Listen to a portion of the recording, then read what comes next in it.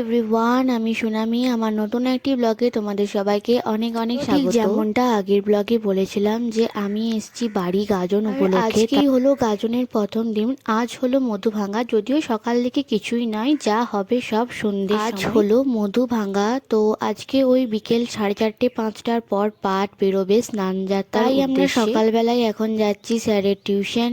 আর স্যারের টিউশন যাওয়ার ব্লগ তো তোমরা আমার সোনামুখী থেকে দেখেইছো, তাই ভাবলাম যে আমি বাড়ি থেকে কীভাবে স্যারের টিউশন যাই সেটাও তোমাদের সাথে একবার সোনামুখী থেকে আমার স্যারের টিউশন আসতে সময় লাগতো ওই 40-45 মিনিট, কিন্তু আমাদের বাড়ি থেকে বেলেতোর এতটাই কাছে, মানে ওই 15-20 মিনিটের রাস্তা বলতে। তো স্যারের টিউশন পড়ানো কমপ্লিট হয়ে যাওয়ার পর আমরা আবার বাসে চাপি, বাসে চেপে চলে আসি বাড়ি। আর বাড়িতে এসেই আমি সন্ধ্যেবেলায় আবার সুন্দরভাবে রেডি হয়ে যাই। এখন আমি যাচ্ছি হচ্ছে বাবার মন্দিরে। তো ওই 5:30-6টার সময় স্নান যাত্রার জন্য নিয়ে যাওয়া হয়েছিল, তাই এখন পাঠ আসবে। আর পাঠ আসার পর মন্দিরটা গোল করে 3 ভাগ ঘুরবে। এই যে যারা পাঠকে মাথার ওপর ধরে রয়েছে বা পাঠের সাথে সাথে যারা যাচ্ছে তাদেরকে বলা হয়, এরকম আমরা সরস্বতী পুজোর সময় বার করি, ঠিক সেই রকমই এরা আগের দিন বার করে মহাদেবের এই ভক্তি কামানোর জন্য।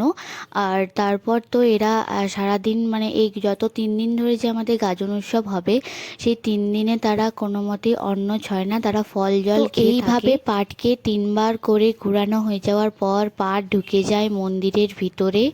আর মন্দিরের ভিতর ঢোকা হয়ে যাওয়ার পর আমাদের এখানে শুরু হয় আগুন সন্ন্যাস। দেখতেই পাচ্ছ, প্রথমে একজন ভক্তে তারার পা দুটোকে ওপরে রেখে মাথার নিচে করে একটা ফুল দেওয়া হবে, নিচে পুরোটাই আগুন জ্বলে।